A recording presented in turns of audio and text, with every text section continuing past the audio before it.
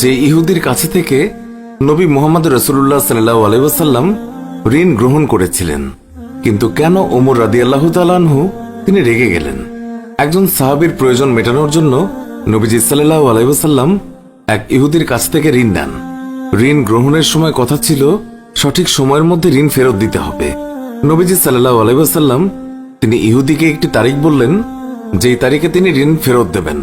একদিন নবীজি সাল্লাল্লাহু আলাইহি ওয়াসাল্লাম সাহাবীদেরকে নিয়ে একটি জানাজা থেকে ফিরছেন। তার সাথে ছিলেন আবু বকর এবং উমর রাদিয়াল্লাহু তাআলা আনহুর মতো মহান সাহাবী। ঠিক সেই সময় ওই ইহুদি লোকটি নবীজি সাল্লাল্লাহু আলাইহি ওয়াসাল্লামের গলার চাদর ধরে রাগত স্বরে এবং অভদ্র ভাষায় বলল, ও মুহাম্মদ, আমার কাছে থেকে যে ঋণ নিয়েছিলে সেই অর্থ কোথায়? আমি তো তোমার পরিবারকে চিনি। ঋণ নিলে তোমাদের আর কোনো খবর থাকে না। নবীজি সাল্লাল্লাহু আলাইহি ওয়াসাল্লাম মদিনা রাষ্ট্রের রাষ্ট্রপ্রধান। তার কথায় সাহাবীরা নিজেদের জীবন পর্যন্ত দিয়ে দিতে পারেন।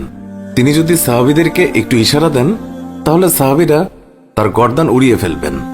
নবীজি সাল্লাল্লাহু আলাইহি ওয়াসাল্লামকে সবার সামনে এত বড় অপমান করা হলো, অথচ ঋণ পরিশোধের যেই তারিখ দেওয়া হয়েছিল সেটা এখনো বাকি আছে। উমর রাদিয়াল্লাহু তাআলা আনহু তিনি সহ্য করতে পারলেন না। তিনি তার স্বভাবজাত সে বিখ্যাত উক্তি করলেন, ইয়া রাসূলুল্লাহ, আপনি অনুমতি দিন, আমি তার দেহ থেকে মাথা বিচ্ছিন্ন করে ফেলি। নবীজি সাল্লাল্লাহু আলাইহি ওয়াসাল্লাম এই ক্ষেত্রে যেমন ক্ষমতা ছিল তেমনি তিনি ন্যায় ছিলেন। লোকটি যেইভাবে মহানবী সাল্লাল্লাহু আলাইহি ওয়াসাল্লাম তার চাদর ধরে অপমান করেছে, মহানবী চাইলে লোকটিকে শাস্তি দিতে পারতেন। কিন্তু তিনি উল্টো উমর ইবনুল খাত্তাব রাদিয়াল্লাহু তাআলা আনহুকে বললেন, উমর, তোমার কাছে থেকে তো উত্তম ব্যবহার আশা করা যায়। তুমি এইভাবে না বলে বরং আমাকে বলতে পারতে আপনি তার ঋণ পরিশোধ করুন, কিংবা তাকে বলতে পারতে আপনি সুন্দরভাবে ঋণের কথা বলতে পারতেন। অসুন্দরের জবাব সুন্দর দ্বারা, অনুত্তমের জবাব কিভাবে উত্তম দ্বারা দিতে হয় সেটা নবীজি সাল্লাল্লাহু আলাইহি ওয়াসাল্লাম উমর রাদিয়াল্লাহু তাআলা আনহু সহ উপস্থিত সাহাবীদেরকে শেখালেন। অতঃপর রাসূলুল্লাহ সাল্লাল্লাহু আলাইহি ওয়াসাল্লাম উমর রাদিয়াল্লাহু তাআলা আনহুকে নির্দেশ দিলেন, উমর, যাও তার সাথে এবং তাকে তার ঋণ পরিশোধের পর আরো 20টা খেজুর দিও, বা 32 কেজি, কারণ তুমি তাকে ভয় দেখিয়েছ। উমর রাদিয়াল্লাহু তাআলা আনহু ইহুদিকে সাথে নিয়ে গেলেন, তাকে তার প্রাপ্য ঋণ প্রদান করলেন এবং সাথে আরো 32 কেজির মতো খেজুর দিলেন। ইহুদি তো অবাক। সে একে তো সময়ের আগে পাওনা দাবি করেছে, তার উপরে সবার সামনে নবীজি সাল্লাল্লাহু আলাইহি ওয়াসাল্লামকে অপমান করেছে।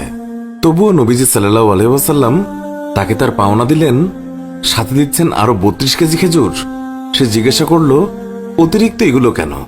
উমর রাদিয়াল্লাহু তাআলা আনহু বললেন, কারণ আমি তোমাকে হুমকি দিয়েছি। সেটার কাফারা হিসেবে নবীজি সাল্লাল্লাহু আলাইহি ওয়াসাল্লাম এগুলো দিতে বললেন। এই শুনে লোকটি বলল, উমর, তুমি কি জানো আমি কে? উমর রাদিয়াল্লাহু তাআলা আনহু বললেন, না, আমি জানি না, তুমি কে? লোকটি বলল, আমি যায়েদ ইবনে সুনা। তার নাম শুনে উমর রাদিয়াল্লাহু তাআলা আনহুর চক্ষু চড়ক গাছ। যায়েদ ইবনে সুনা, মদিনার সেই বিখ্যাত ইহুদিরা ভাই। উমর রাদিয়াল্লাহু তাআলা আনহু তার নাম জানতেন, কিন্তু তিনি যে ওই ব্যক্তি সেটা তিনি জানতেন না। যায়েদ ইবনে সুনা বললেন, হ্যাঁ, আমি সেই ইহুদিরা ভাই। আমাদের ধর্মগ্রন্থ অনুযায়ী মুহাম্মাদের নবী হবার প্রমাণের যত ভবিষ্যৎবাণী পাওয়া যায় সবগুলোই আমি তার মধ্যে পেয়েছি। শুধু দুটো বিষয় পরীক্ষা করার বাকি ছিল। সেই দুটো ছিল, মুহাম্মাদকে কেউ রাগালে তিনি সহনশীলতা দেখাবেন। কোনো মূর্খ তার কাছে এসে মূর্খের মতো আচরণ করলে তিনি বরং সেই মূর্খের সাথে ভালো আচরণ করবেন। অর্থাৎ তিনি মন্দের জবাব ভালোর মাধ্যমে দেবেন এবং অনুত্তমের জবাব তিনি উত্তমের মাধ্যমে দেবেন। যায়েদ ইবনে সুনা নবীজি সাল্লাল্লাহু আলাইহি ওয়াসাল্লামের মধ্যে সেই দুটো গুণও এবার দেখতে পেলেন। তিনি নবীজি সাল্লাল্লাহু আলাইহি ওয়াসাল্লামকে রাগানো সত্ত্বেও নবীজি সাল্লাল্লাহু আলাইহি ওয়াসাল্লাম তার সাথে রাগ করেননি, উল্টো তার পাওনা অর্থের বেশি তাকে দিয়েছেন। এবার যায়েদ ইবনে সুনা বললেন, ও উমর, তুমি সাক্ষী থাকো, আমি আল্লাহকে আমার রব হিসেবে, ইসলামকে আমার ধর্ম হিসেবে এবং মুহাম্মদুর রাসূলুল্লাহ সাল্লাল্লাহু আলাইহি ওয়াসাল্লামকে আমার নবী হিসেবে মেনে নিলাম। আমার অনেক সম্পদ আছে, আমি আমার অর্ধেক সম্পদ ইসলামের তরে দান করে দিলাম। প্রিয় দর্শক, এই ছিল আমাদের আজকের ভিডিও। দেখা হবে অন্য কোনো ভিডিওতে। ভালো থাকবেন। ধন্যবাদ সবাইকে।